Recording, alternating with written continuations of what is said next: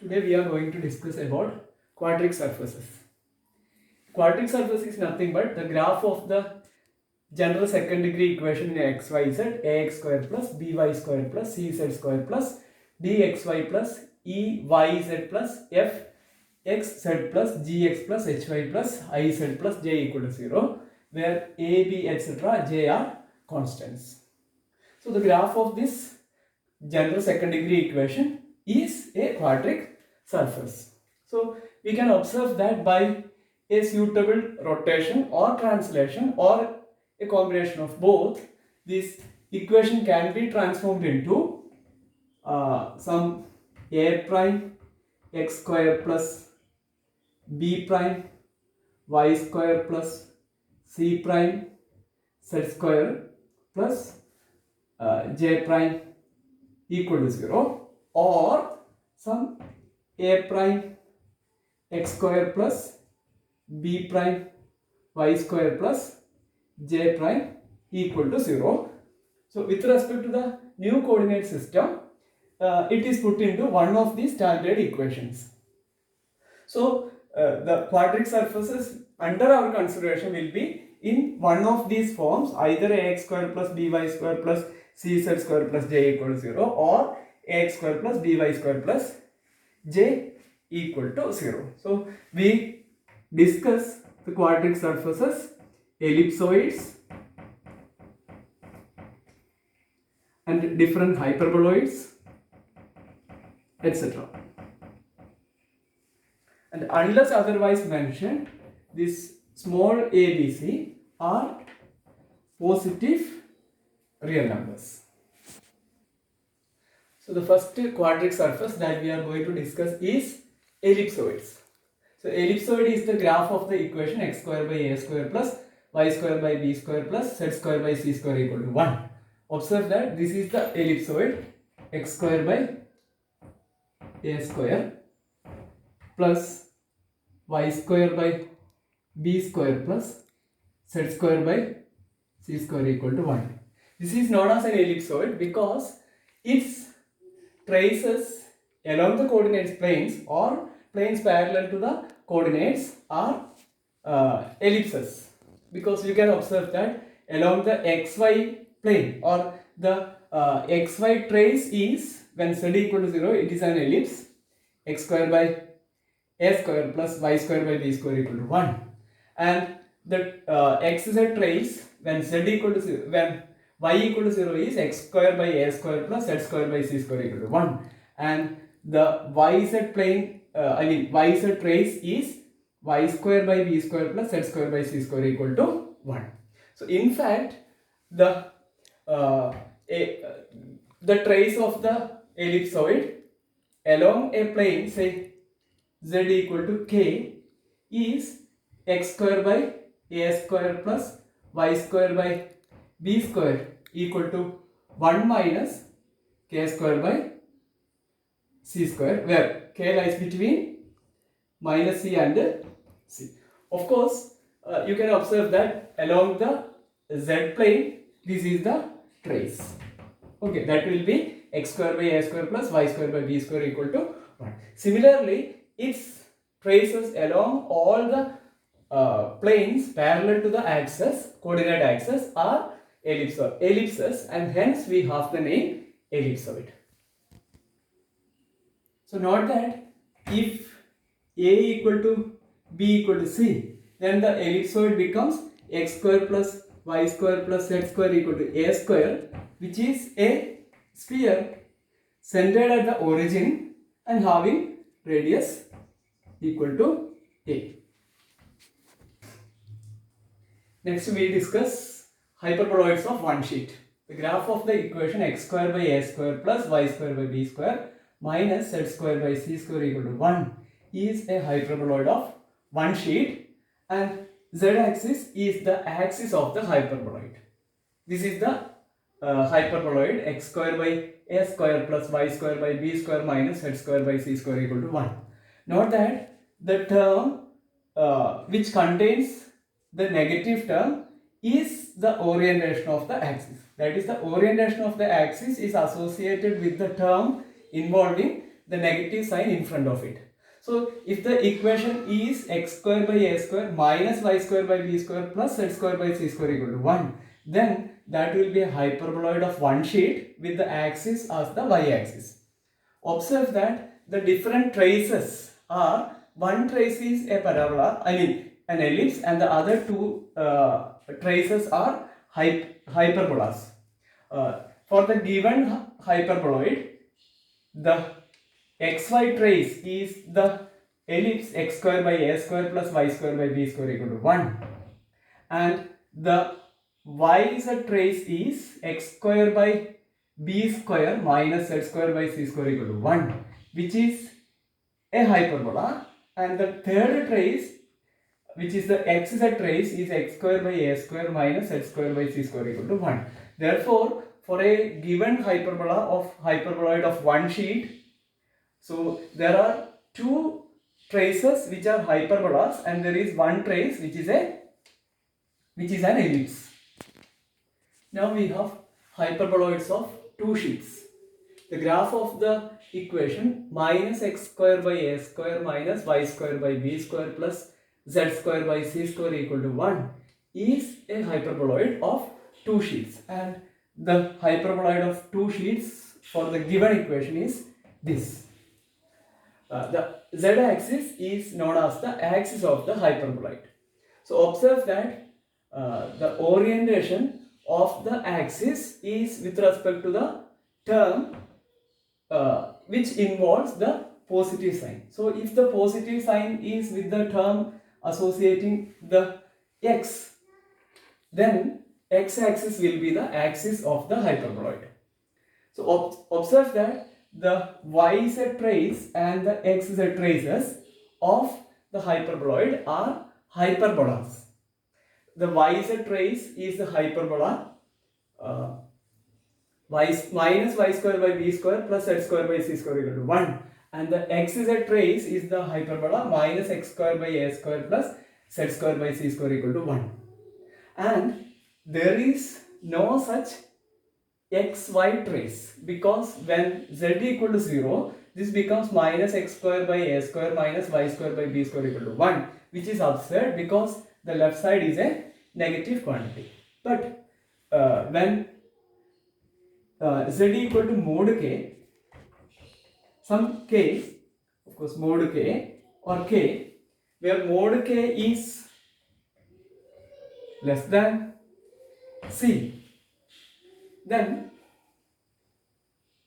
the trace will be, or when mod k is less than c, the trace will, there cannot be such a trace.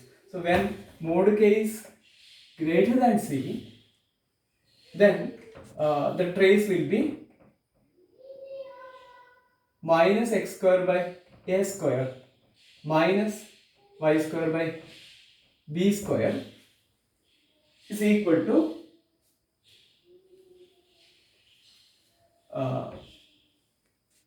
or plus k square by c square equal to 1. And since mod k is greater than c, this k square by c square is greater than 1, and the left hand side will be a negative. I mean, this will be, if I take to the right side, this will be, so 1 minus k square by c square, and it will be satisfied because, because this is negative in that case. Therefore, the hyperboloid has two parts. One lies above the plane z equal to c, and the other one lies below the plane z equal to minus c, and there is no part of the hyperboloid which lies between minus c and plus c. The next quadratic surface is a cone. The graph of x square by a square plus y square by b square minus z square by c square equal to 0 is a double napped cone whose graph is given here, and z-axis is the axis of the cone. So observe that if this constant were 1, that is x square by a square plus y square by b square minus z square by c square equal to 1, then that was a hyperboloid of one sheet. So the difference in the constant makes a different surface. So observe that it has two traces given here. The yz trace when x equal to 0 is y square by b square minus z square by c square equal to 0, which is the pair of lines z is equal to c by b into y plus or minus c by b into y, which is this pair of lines. And similarly, the xz trace is when y equal to 0, we have x square by a square minus z square by c square equal to 0, which implies we have this pair of lines z equal to plus or minus c by a into x. And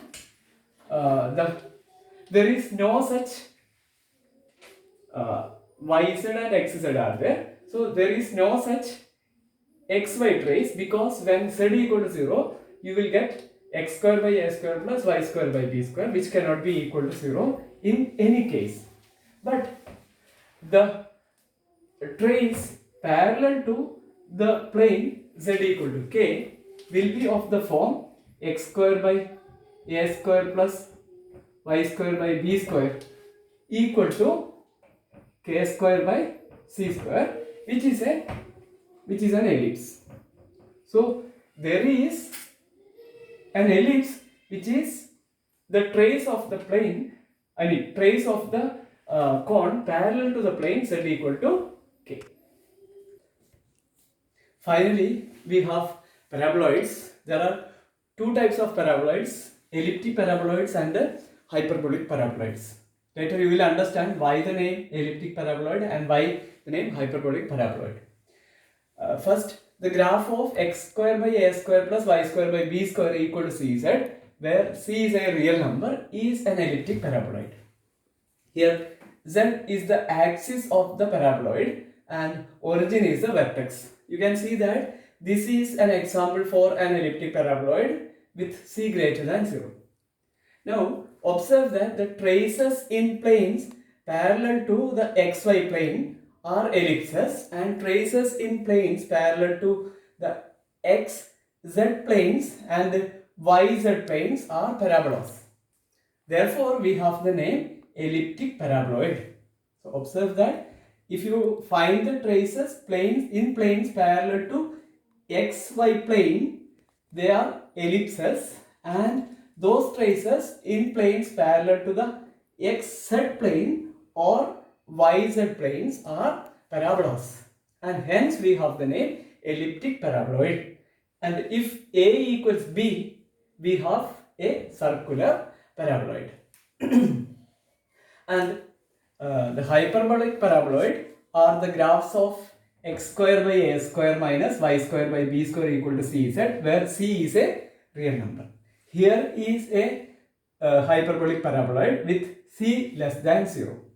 So observe that the traces in planes parallel to the xy plane are hyperbolas, and traces in planes parallel to the xz and yz planes are parabolas, and hence we have the name hyperbolic paraboloids. So observe that if you cut the hyperbolic paraboloid along a plane parallel to the xy plane, we get hyperbolas. Here you can observe that here this is the shape and here this is the shape, and we have something open. So tracing along a plane parallel to the xz or yz plane are parabolas. Next we discuss certain examples for tracing and identifying some quadric surfaces. First example is identify and sketch the surface 12x square plus minus 3y square plus 4z square plus 12 equal to 0. So what we do first is we will rewrite in the standard form. If it involves all the other terms xy, yz, xz and xyz terms, then we will translate and rotate so that it is transformed into one of the standard forms. So this rewritten, we have minus 12x square plus 3y square minus 4z square is equal to 12, because this constant should be positive, and dividing throughout with 12 I get minus x square by 1 plus y square by 4 minus z square by 3 equal to 1, which is, there are two negative signs and one positive sign. So this is a hyperboloid of two sheets, and since y has positive term, y is the positive term, so the axis of the hyperboloid is y-axis. So the given surface represents a hyperboloid of two sheets with y-axis as its axis. Now, in order to sketch the surface, we have to judiciously choose certain traces and the points of intersection. So, since y-axis is the axis, we can, by putting x and z equal to 0, we get the points of intersection of the this hyperboloid with the y-axis. So, when x equal to 0 and z equal to 0, you get the points when x equal to 0, z equal to 0, y square by 4 equal to 1, or y square equal to 4, which implies y is equal to plus or minus 2, and hence 0 to 0 and 0 minus 2 0 are the points of intersection of the surface with the y-axis. So we have found the points of intersection with the axis. Next is to judiciously choose the axis, I mean the traces with respect to certain planes. So here, since the axis is the y-axis, let us find the trace along the plane y equal to k. So putting y equal to k, we will get x square by 1 plus z square by 3 equal to k square by 4 minus 1, and we will replace k with certain real number. So here, putting k equal to 6, I will get x square by 1 plus z square by 3 equal to 6 square by 4 minus 1, that is 36 by 4 minus 1, which is 8. 9 minus 1, 8. So x square by 1 plus z square by 3 equal to 8, or rather it is x square by 8 plus z square by 24 equal to 1. So we have this trace of the hyperboloid in the plane y equal to 6. So we can see that this is the required hyperboloid. So with y-axis as the axis of the hyperboloid. And finally, we have one more example. Identify and sketch the surface 4x minus 3y square minus 12z square equal to 0. So observe that there are two square terms and one term in first degree. So it can be a paraboloid. So rewriting in the standard form, this becomes 3y square plus 12z square equal to 4x, which of course represents a paraboloid, and since x is the linear term, it is the paraboloid with axis as the x-axis. Now to trace the curve or sketch the surface, we will find the trace along the x-axis. So tracing x-axis or a plane with x equal to k is 3y square plus 12z square equal to 4k. So since this is a plus term, 3y square plus 12z square equal to some constant, it can be an ellipse. So if k equal to 3, the trace in the plane x equal to 3 is 3y square plus 12z square equal to 12, or rather this is the ellipse y square by 4 plus z square by 1 equal to 1, and therefore the given surface is an elliptic paraboloid. So if this were a hyperbola, it will be a hyperbolic paraboloid. And to trace the curve or sketch the curve, we first trace the trace of the curve or surface in the plane x equal to 3. This is the ellipse, and this is the final sketch of the elliptic paraboloid 4x minus 3y square minus 12z square equal to 0. So by choosing or finding the points of intersection and tracing judiciously a trace of the surface along some of the axes or along some of the planes, we get or we can easily draw or sketch the given surface. That's all.